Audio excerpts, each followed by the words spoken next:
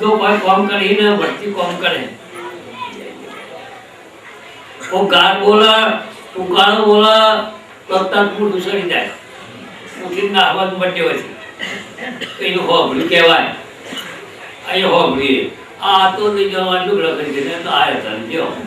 કેને કીધું છે પેલા બાપા હું કીધું એ મોટો કુકડા કાઢ્યો આ ધર્મ ના કરી ભાઈ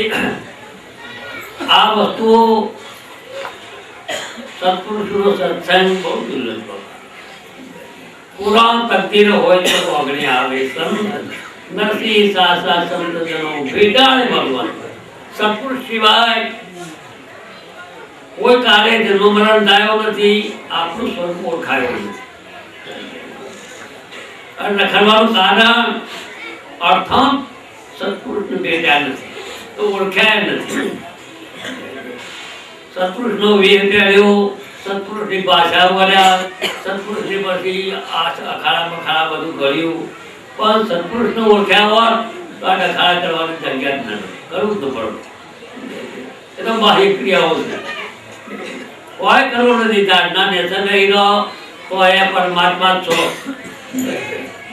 તો એ પરમાત્મા પુરુષો જાણના નેસર હતા પોંદરો ખાતા હતા તો સ્વયં સ્વરૂપે રસ કરતા હતા કળા સત્પુરુષમાંથી આવી રહી જોઈએ ભાઈ કૃષ્ણ સોનાની દ્વારકાઓ રમતા હતા એમના જેવો કોઈ ભોગવી નતો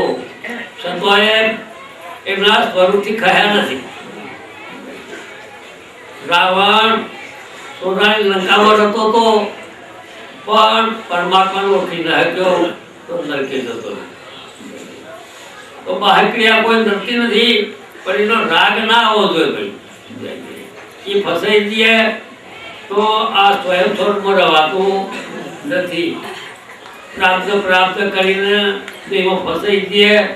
તો સ્વયંમાં રવાય નહીં પ્રાપ્ત દેહનું છે આપણું ઘર હશે તો આપણું અગમ કરશે અનાદિ મન બુદ્ધિ મુજે ના જો નહીં અગમ કહેવાય અગમ બીજે જોઈએ નહીં મન બુદ્ધિ